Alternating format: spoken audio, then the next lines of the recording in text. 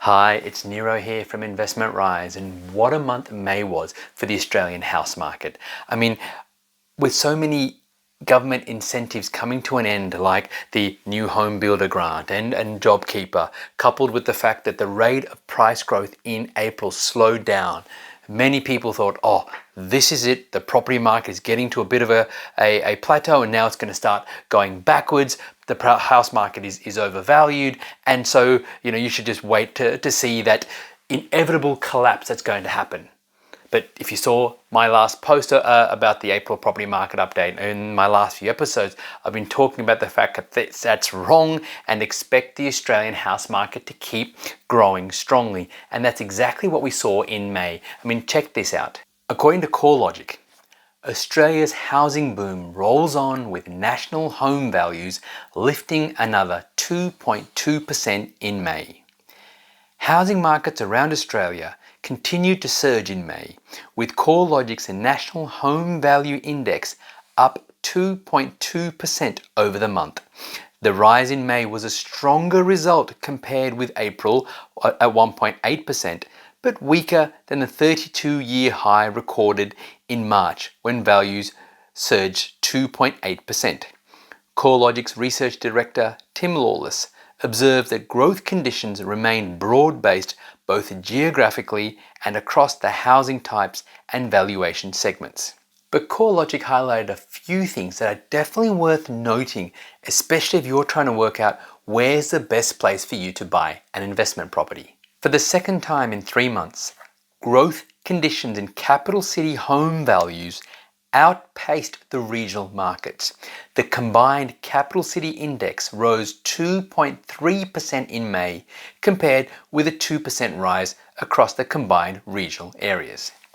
And personally, I think it's only going to continue as we start to move past this pandemic. I mean, if you've followed any of my past work, you've probably seen that I've constantly talked about why I'm a big fan of capital cities over regional areas, even when there were a few months when the regional areas were showing stronger growth than capital cities. Ultimately, I think that over the long term, capital cities will outperform regional areas when it comes to capital growth. Now, why do I say that? Well, because the government keeps putting almost all the infrastructure in our capital cities. We have more jobs in our capital cities, right? And then when migration eventually opens up, I think you'll find more people will gravitate towards capital cities. And so, yes, I think it's a capital cities that you should be looking at if you're trying to get maximum capital growth.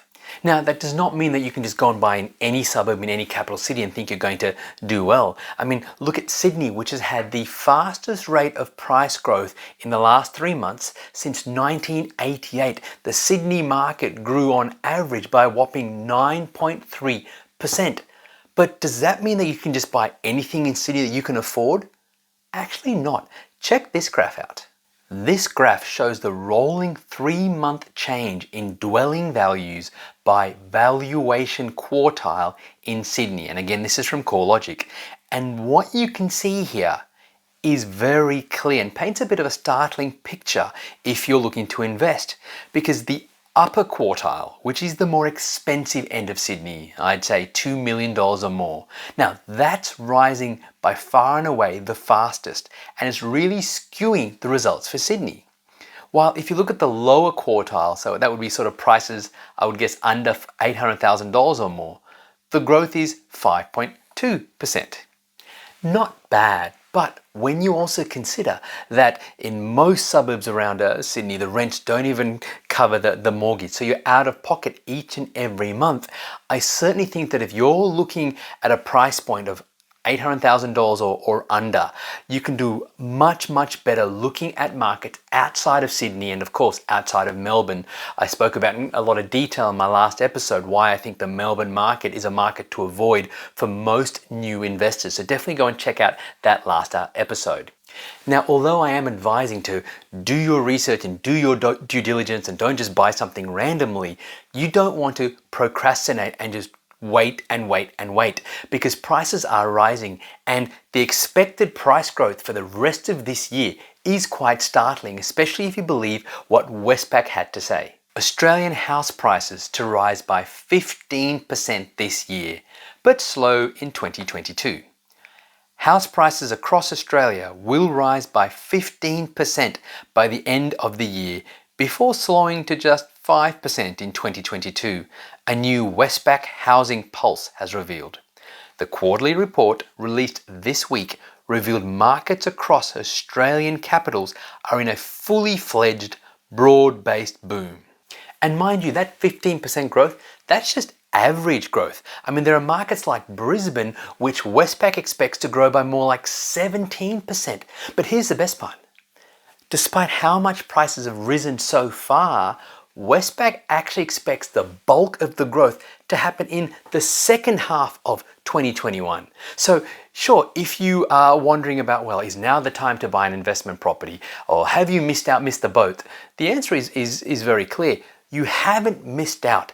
The majority of the opportunities yet to come. Look, sure, prices are not as cheap as what they were back in October of last year, which if you've been following me for any length of time, you'll know I said that was when the property boom was starting and that was the best time to get in. Yes, however, the fact is that if you look at the data from Westpac and what they're talking about, most of the growth is yet to come. And so if you get in now, if you do your due diligence, and if you find the right suburb, you will be able to ride the wave of capital growth. You'll get a good chunk of capital growth going forward, and you'll almost definitely be in a better position by the end of this year. You'll be in a better position if you choose to invest than sit and wait. Hey, thanks so much for watching. If you found this video valuable and you're thinking you might like my help to help you find an investment property, then head on over to nerocall.com to discover our unique 5-step process that's helped my private client group purchase now well over $66.2 million worth of property.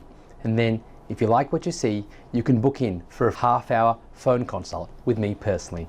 Either way, thanks again for watching.